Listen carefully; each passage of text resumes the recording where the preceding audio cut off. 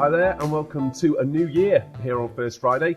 It's good to have you with us. If you've been with us the last few months, we've been answering some questions that people have sent in. Today we're going to return to more of our normal format, which is looking at one topic for the whole session, but it has kind of come from a comment, at least, from one of our viewers. And so I thought I'd read that to start, and then we could see where we go. This is from a man called Andrew from Glasgow, and he said this: "You should do a program on idols, the main commandment we all break. Kids are brought up to be able to live without God, but can't live without their mobile phone. Adults can live without their Bible, but can't seem to survive without connecting to the web. We live in a society that has forgotten about sacrifice and feel entitled to have everything and not to care if others have nothing." Well, there you go. Thank you so much for that comment, and I think very much in agreement there. Now, I've just read that from my mobile phone, my smartphone, so I must not be completely against it. So sometimes you've described yourself as a dinosaur. Does that include technology, or where does that come from? Yes, from fashion and taste to all these mod-con devices. I am the last to get into everything, and now I've got a more modern phone. Up until about 6 months ago, the phone that I had was just one that, I think they call it a burner phone, is it? It just texted and was for phone calls. You get it under £10, that's why I liked it. Some people call it a dumb phone compared to a smartphone. Well, yeah. That would be ideal for me. Anyway, I get these hand-me-downs from my girls when they're finished with their phones, and I got this Apple, I don't know what it's called. You know, I'm really slow to get into these things, but again, this phone is wonderful. I'm probably still discovering things that I'm sure you, but certainly most of the people who are watching and listening have long known about. What is amazing to me is how quickly I've become dependent. I wouldn't say consumed by it, but certainly dependent on it. I've got an iPhone as well, and it's interesting that when I just got a new one recently, I got in the car, and it had sensed that I'd got into a car, and then said, basically, do you want your phone to kind of turn off and not give you any messages when you're in the car?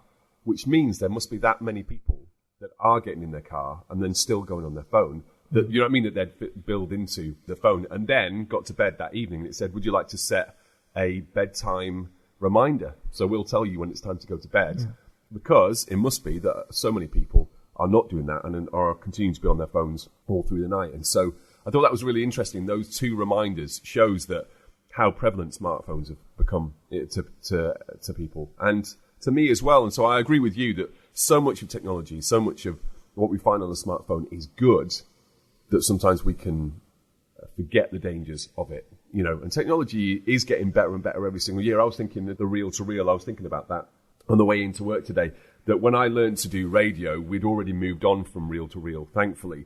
But if you think of the amount of work that used to take, you used to have to physically cut that and then reattach it and stick it back together. And so every edit would be painstaking. So every time I would take out an or an R, which I do hundreds of times sometimes in an average word alive, it has saved countless hours. And so technology has saved so much time. I think that's one of the biggest positives of it.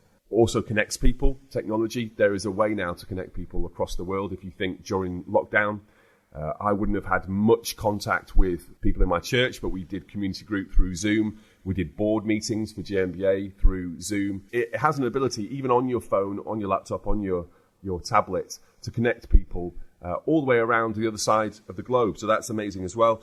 Technology, it often becomes affordable. It doesn't start affordable. But generally, over the years, things become, so you can get a smartphone today. It doesn't have to be an iPhone. You can get a functioning smartphone for less than £100.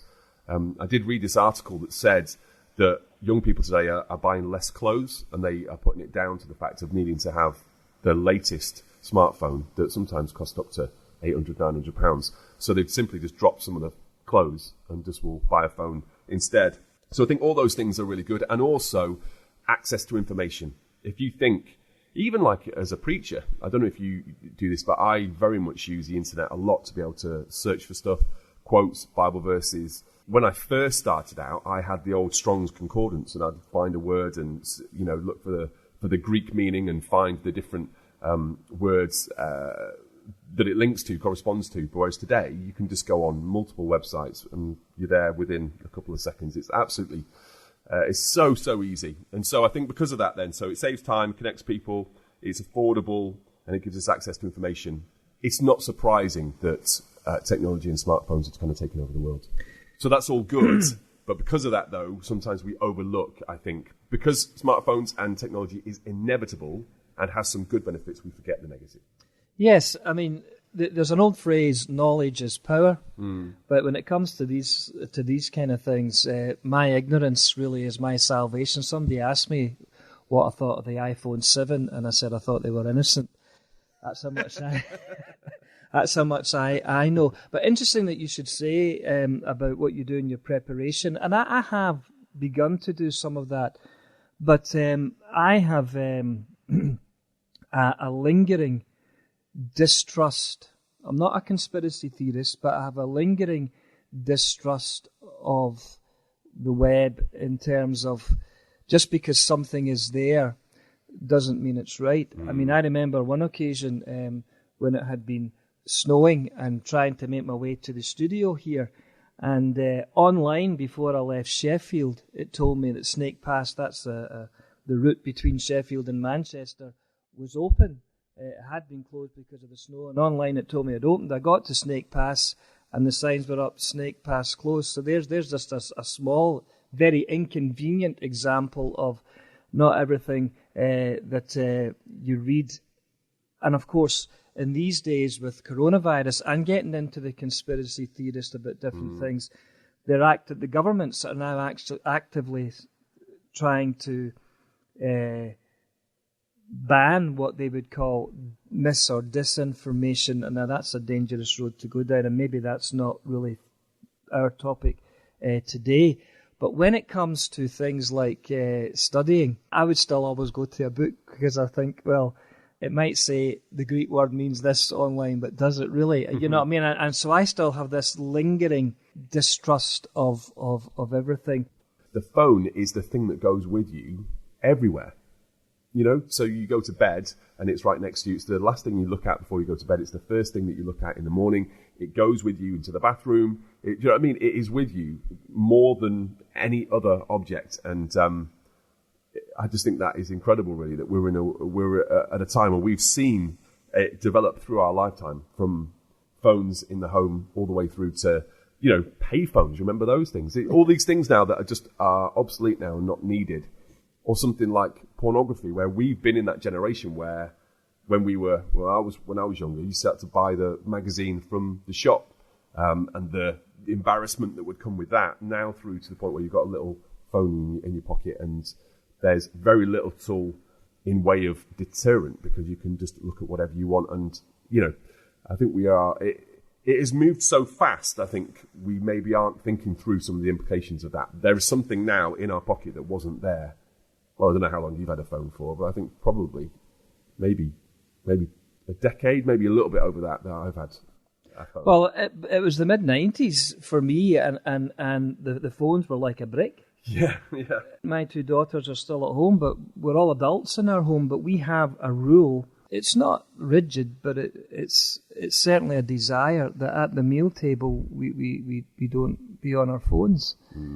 Sometimes we need to, if it's something really important, but generally, you know, and when visitors come and they're having a meal, express that to them. This is maybe why we don't have many visitors for meals.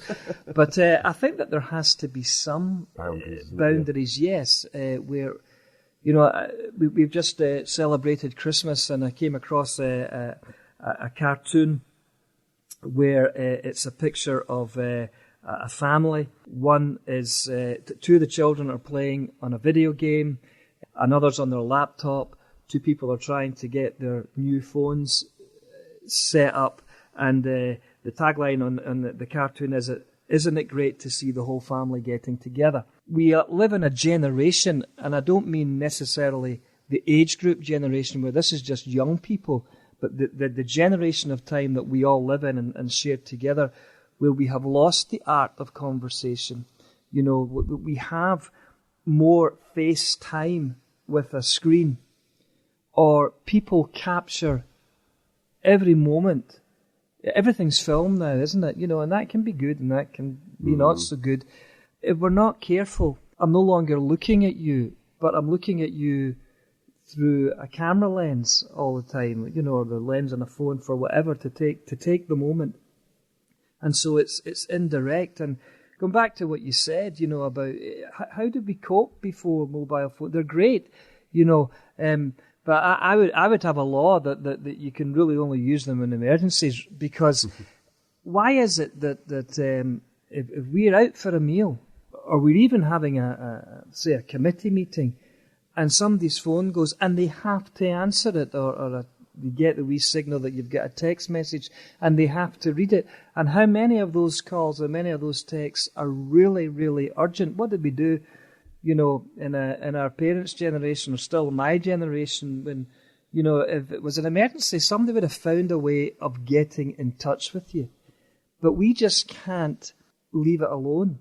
I think that we've become, because of that, very one-dimensional. And I think it is to our detriment. As I said, we cannot deny the world that we live in, the progresses that have been made, and we should adopt.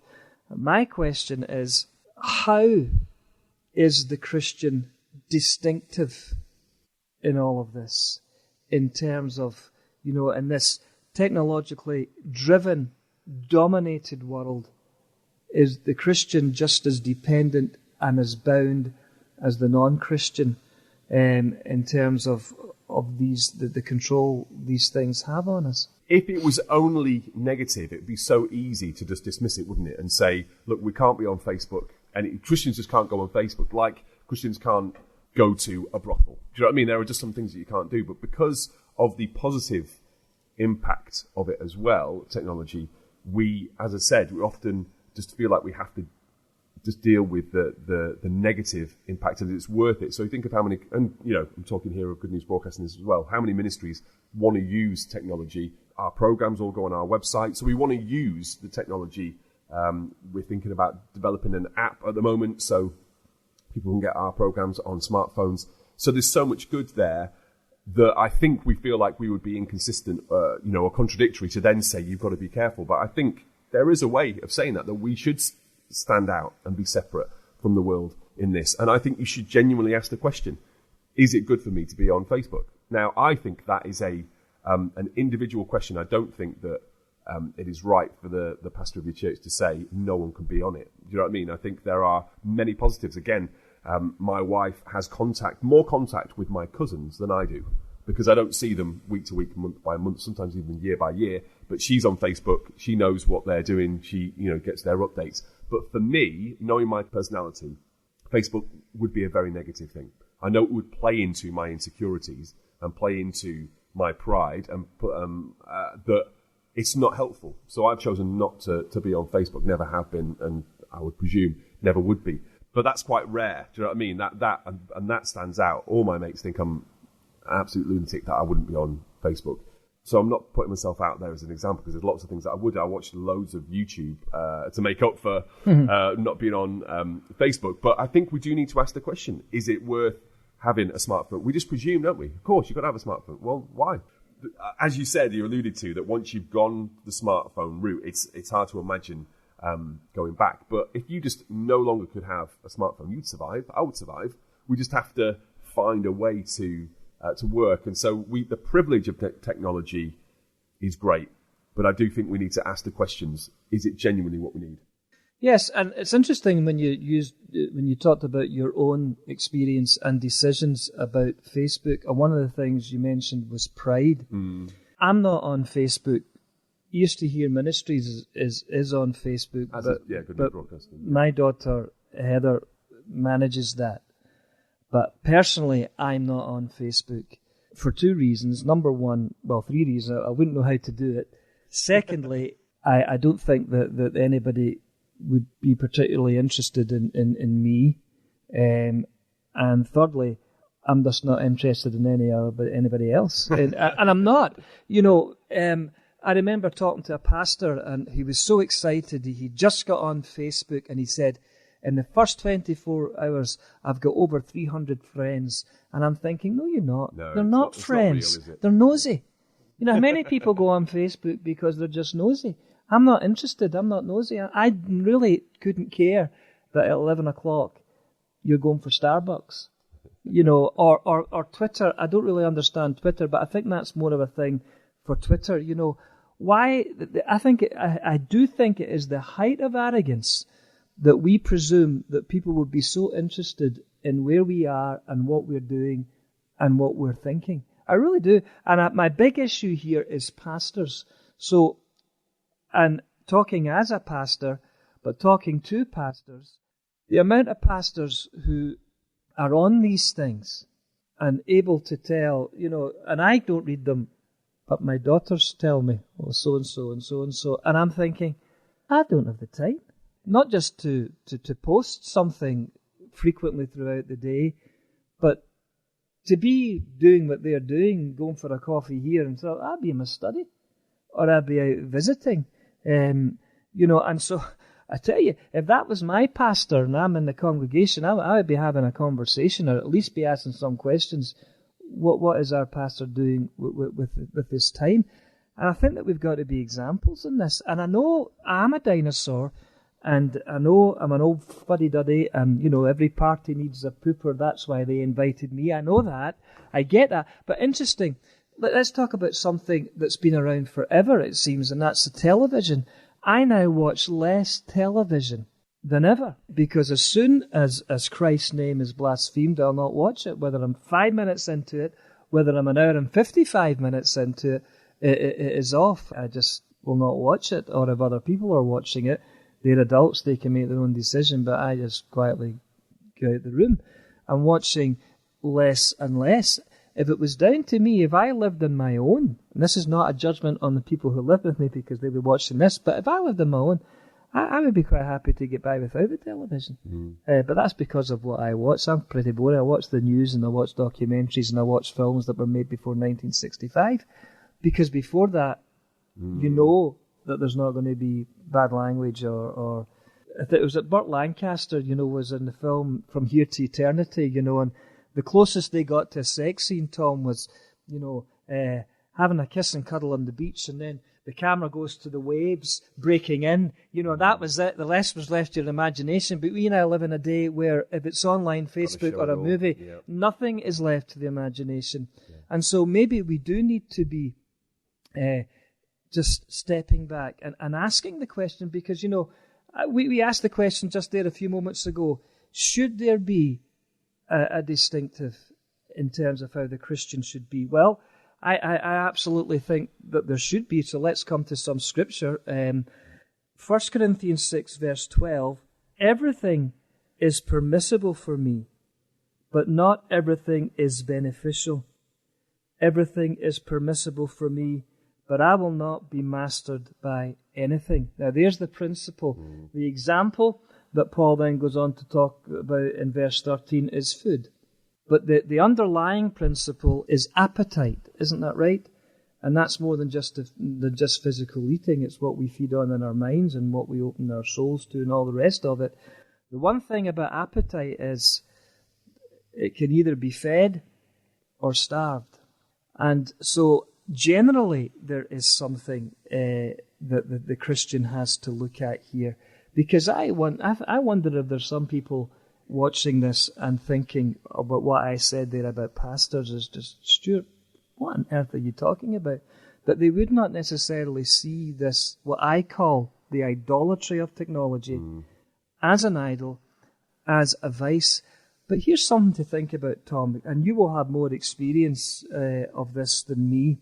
How many worship services would not be able to proceed if something went wrong with the computer or the multimedia because they've become so heavily dependent? I can think of two pastors, one pastor who came to take a service for me when I was away preaching somewhere else, and my other pastor friend, I was actually in the service in his church when this happened, and their whole preaching depends on multimedia, and it didn't work. And they were scrambling round in a panic 5 minutes before the service because they couldn't get it to work, and their whole sermon offering floundered because it was just dependent on that. You know, sometimes I have preached using PowerPoint, but you know, I could go, Lord willing, and preach this coming Sunday, and the lights could go out, and I would still be able to preach because I've got my Bible and I've got my paper notes, you know, handwritten or whatever else. I know a lot of pastors now, you know, what would they call it? Is it an iPad that they would use for? I would be terrified because I would press the wrong button and I would either jump forward 3 pages or go back, or I'd press the delete button and then I'd be in an asylum if I'd done that. But, you know, I just would not trust myself. But, of course, we know towards the back end of last year that even when you have paper notes, even a Prime Minister can lose his place in paper notes and end up talking about Peppa Pig and just say, forgive me. And so we have to be mindful that there are drawbacks even in the old-fashioned way. Definitely. Yeah, I hadn't really thought so much about how... I have definitely noticed that a lot of preachers seem to be fashioning very expensive technology, and it seems like so many churches I go to or see online, the pastor has got an iPad or something, and it's kind of... It just seems strange to me that particularly Apple becomes a bit of a fashion statement. It's not like it's necessarily wrong, but again, it's just that pervasiveness of technology and of brands. You know, I don't know if you've heard of GAFA before, which is Google, Amazon, Facebook, and Apple. I think that's, that those 4 companies, tech companies, basically at the moment pretty much rule the world. If you think of anything technological, maybe apart from Tesla you could add in there now, because I think with electric cars they are huge. But think of that. Google, biggest search engine in the world, owns YouTube, which has millions and millions of videos on. Amazon, how many people buy stuff on Amazon every month? Facebook, so many millions of people, and Apple products as well. Those 4 companies have a lot of the share of technology in our world, but also they're not great at paying tax. They're not great at looking after their workers. Generally, you think of Amazon, people talk about in a terrible place to work at, and these companies doing everything they can to not pay the taxes they want. We very rarely look into that. And what I'm kind of saying is, as a preacher, if you stood up in the front of church and you're holding a product that is quite clearly a brand that people are aware of, I feel like you're endorsing it in a way, and people will think that must be all right then. And so I think we need to think about that a little bit more. And again, things are expensive. Although I said that smartphones and things like that are affordable, you can buy them, but they're not cheap. It surprises me that people are so front and center with those things, really. I wanted to get some more scripture, though, unless you want to come back on that. Nope. I just think the thing that came to my mind was one of the dangers, I think, smartphones and internet is distraction. Is that I don't think we're great at focusing on things and giving it our full attention. And 1 Corinthians 7 verse 35 says this: I say this for your own benefit. Do not lay any restraint upon. It's not to lay a restraint on you, but to promote good order and to secure your undivided attention to the Lord. Mm-hmm. And so, again, your phone or your laptop or your tablet can help you connect with the Lord. You can have your Bible on an app. You can you can read a really good devotional. You send me devotionals through email. So there are goods of it, but also there is a world of other stuff on those that so easily leads us to be distracted. And so I think we need to ask the question, I need to ask myself the question, can I say that I am undividedly devoted? Do I give the Lord my full attention? I think in Luke chapter 10 with Mary and Martha, and Jesus says to Martha, you're distracted by many things. Obviously her main thing with Jesus walking into the house with up to 70 of his friends is that she needs to be hospitable. She needs to make food and all that. But being distracted by many things, that speaks to our generation as much as back in Mary's day, doesn't it? What does it mean to be distracted and not be able to sit at the feet of Jesus and hear what he says? And I just see so much online as a distraction. It's been designed, hasn't it? Take YouTube, for example. At the end of this video, if you're watching it online, it will bring up multiple different videos as options suggested other videos that you might like to watch. That makes sense. It's very clever. But it builds into that idea that you're never done. When you finish the video, what YouTube tells you is that's not long enough, because there's loads more videos you need to see, and you watch another video, and at the end it's recommended, and it takes you on this kind of binge-watching journey, and before you know it, you've spent hours. Now, I'm not on TikTok or Instagram, but my understanding is that's even more prevalent there, that, you scroll through a photo after photo after photo after photo, and there's just always more, and I guess through Twitter as well. So that distraction, I think, is a real danger, that we need to be committed and devoted to the Lord and actually sit at the feet of Jesus and learn from him. But I think the phone is a very good way of pulling your attention away from the Lord. And I think I've mentioned it before. There's a book by Tim Chester called Captured by a Better Vision. I think that is one of the best titles of a book ever. I often come back to it. I think it's so powerful.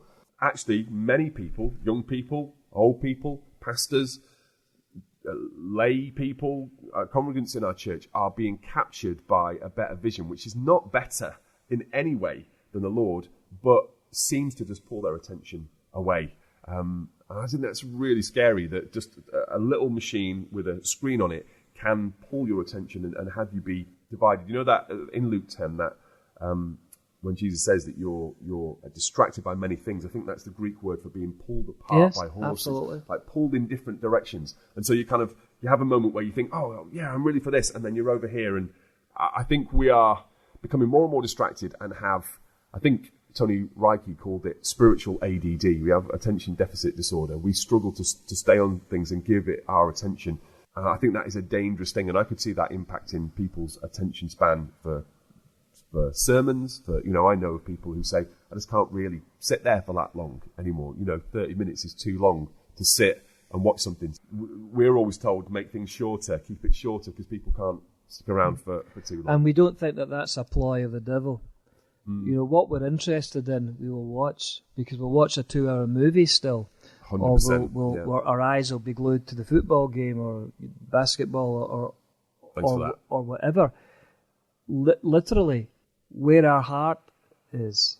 Yeah. It's interesting. You said about TV. I don't watch a lot of TV either. But when you said you're not really watching as much, I looked into the figures. I presumed that with the prevalence of smartphones and laptops, that the amount of TV watching would have gone down. But what they've actually found in the figures is the amount of TV watching a day, average is around 4 hours, has stayed the same.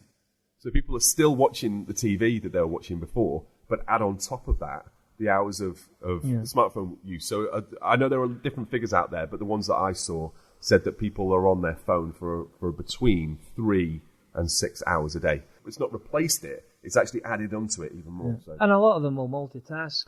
I was thinking about what you said earlier on about young people, spending more on these gadgets than clothes and whatnot. And it used to always fascinate me, amuse me, that people would be changing their computers because the speed would be 10 seconds quicker.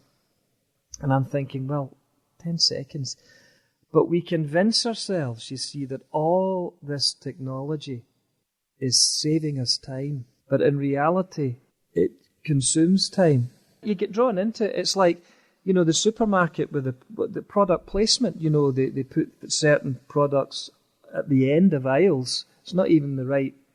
It's a completely different aisle, but because it catches the eye, and you think, well, I might need that, or I do need that, or and in the same way, and you find yourself, because of curiosity, and a lot of these titles for YouTube, it draws you in, and it's nothing like the title would say. Tim Challis, who's an evangelical blogger, he's written something under the title, The Next Story, Life and Faith After the Digital Explosion. And he says this: technological media, mobile phones, email, texting, can keep relationships connected from anywhere. You've said that. But then he says, watch the drawback. Listen to what he says. They allow us to communicate immediately outside of our physical presence. And I have to say, he's right. And the reality of that drives me absolutely nuts. When you're together with friends and family for a get-together, like that cartoon I mentioned earlier on, and everyone's just sitting in silence in terms of communicating with each other. They're on their phones, or they're on this and they're on that, and it drives me nuts, and I would rather not be there.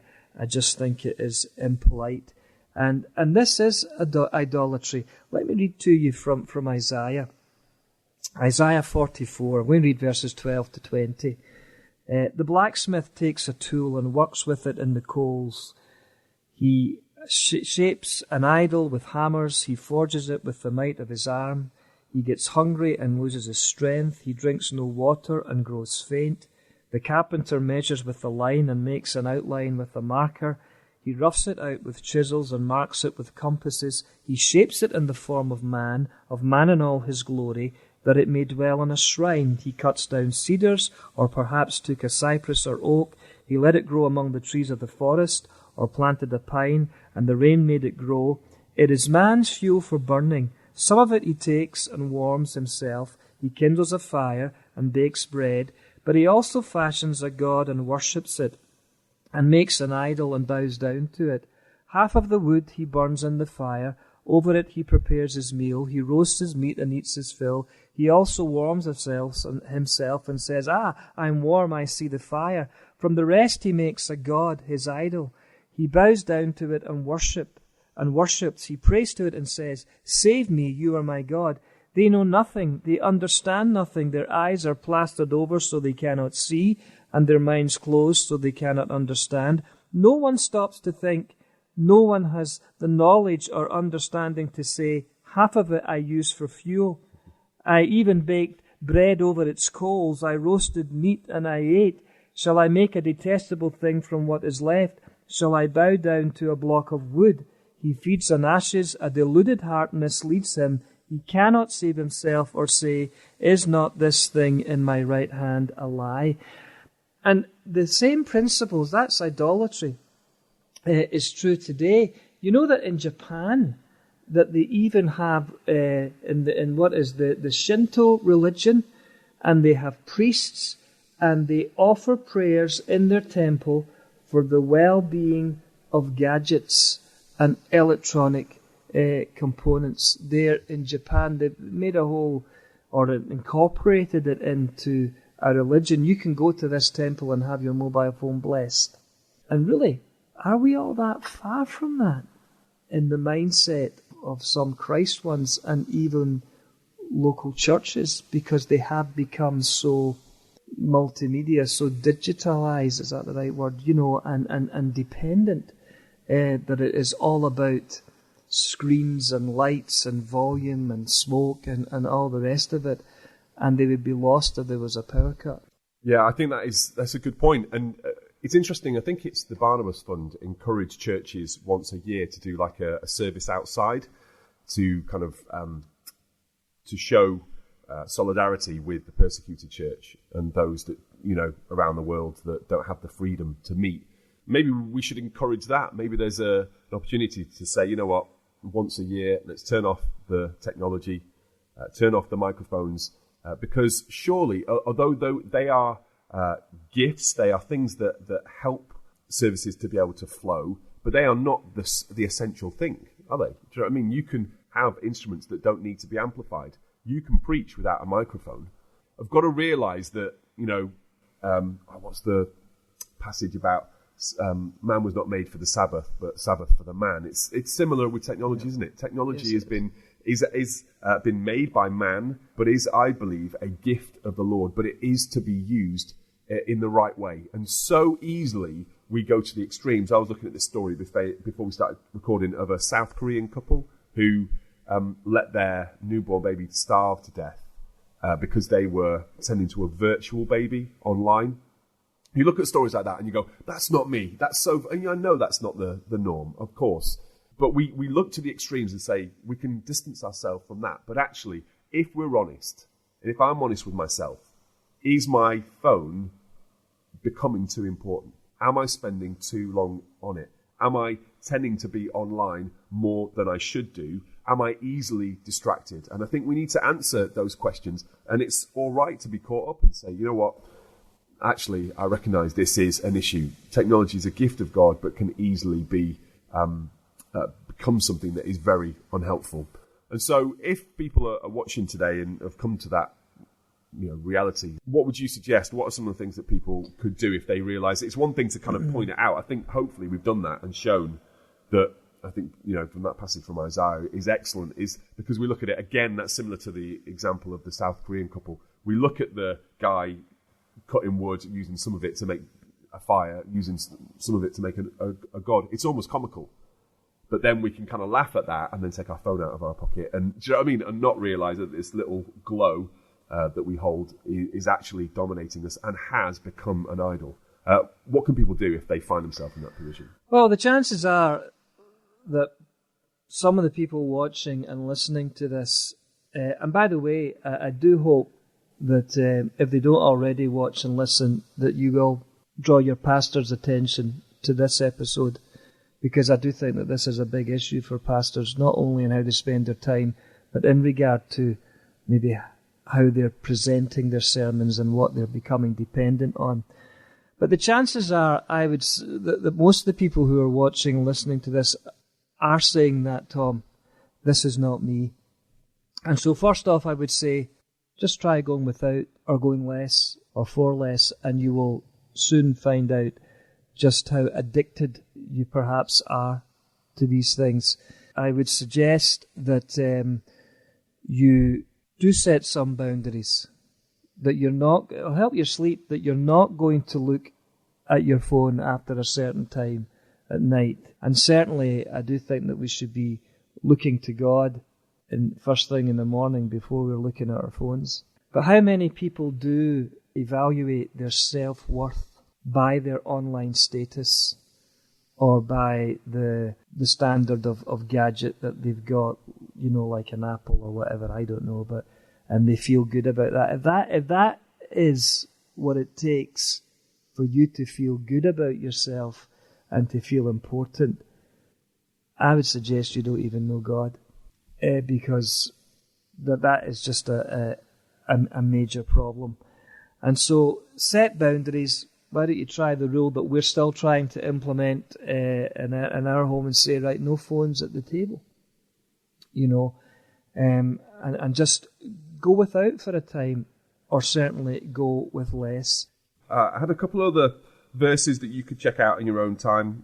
Colossians 3 verse 2 and 1 John 2 verse 15 and 16, both of which really are talking about, I think, a question of whether we love the world more than we should. In fact, the Bible says that do not love the world or the things of the world. And so, as we've said time and time again, technology, where it can be good, we are grateful for that. But I think to ask a genuine question of ourselves, are we at a point where actually our devotion and our dedication to gadgets and technology and online things is actually getting in the way of our devotion to the Lord? And so I think one of the scariest verses in the Bible is from 2 Timothy 4 verse 10, where Paul said, "For Demas, in love with this present world, has deserted me." Yeah. And it means then that that's the outworking, I think, of those other verses about not loving the world, that if you do, you can walk away from the Lord. And that is a terrifying thing. You can't imagine. Surely my technology, surely Facebook, Twitter, Instagram, my mobile phone, my laptop, surely that couldn't lead me away from the Lord when I believe it can. Yeah. Very slowly and steadily. If you're putting 4 or 5 hours into this thing every single day, it's the last thing you look at night, it's the first thing that you look at in the morning. You cannot go without it. The first thing you do when you arrive at anyone's house is ask them what the Wi-Fi password is. There is something going on. And so, yeah, this is not for condemnation. We hope that this is something that will bring conviction. And as I say, even talking about it today has made me think I need to look at things again as well. This is why we do this, and this is why we look at what the Bible says. God cares enough to want to correct us, and to think that we are, we're just kind of merrily rolling down the road of technology without even questioning it, I think is really dangerous. So I hope that's been of benefit for you. Please do let us know any thoughts or questions or queries. Come back if you disagree with us, or it'd be great to hear from you. Do send us an email to info@gnba.net, and Lord willing, we'll be back same time next month. I hope you can join us then. God bless.